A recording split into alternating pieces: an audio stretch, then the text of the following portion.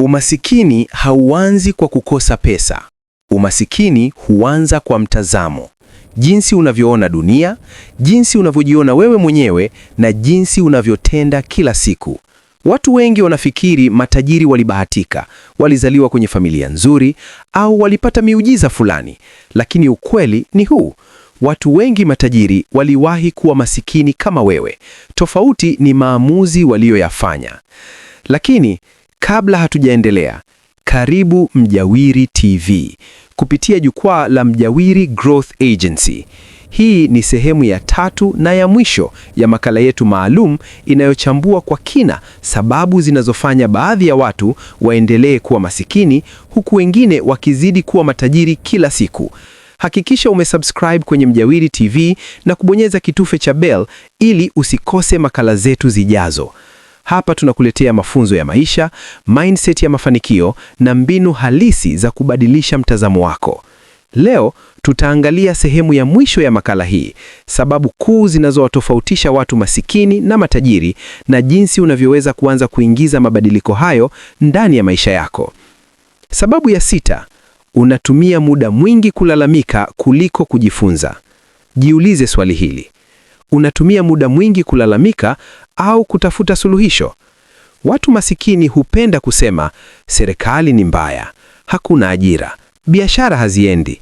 Lakini matajiri hujiuliza, ni ujuzi gani mpya nijifunze? Nitatatua tatizo gani? Nitaongeza vipi thamani yangu? Kumbuka, muda ni mmoja, tofauti ni matumizi.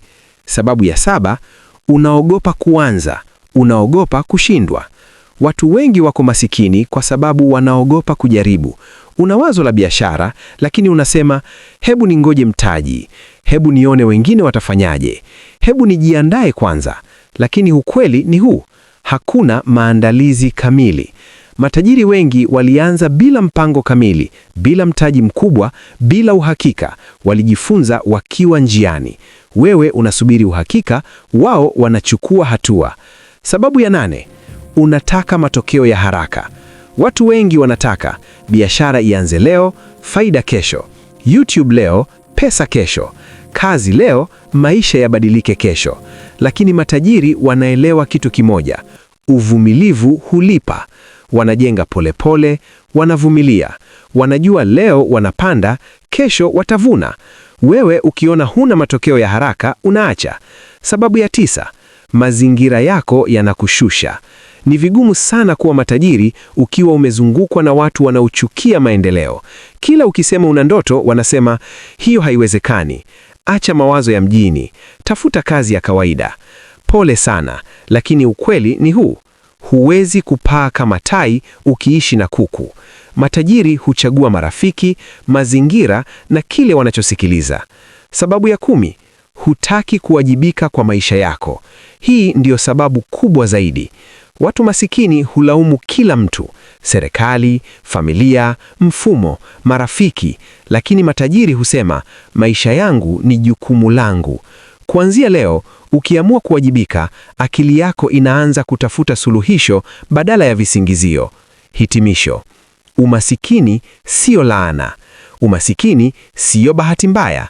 Umasikini mara nyingi ni matokeo ya maamuzi yanayojirudia kila siku. Habari njema ni hii: kama uliamua maisha haya, unaweza pia kuyaamua kuyabadilisha. Anza leo. Jifunze kitu kipya, badilisha mazingira, chukua hatua ndogo, wekeza muda wako.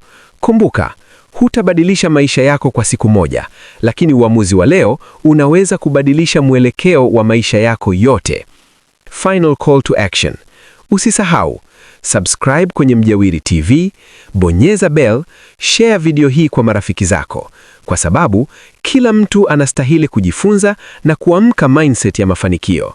Haya ni mafunzo, hayajitoshelezi kwa maneno tu.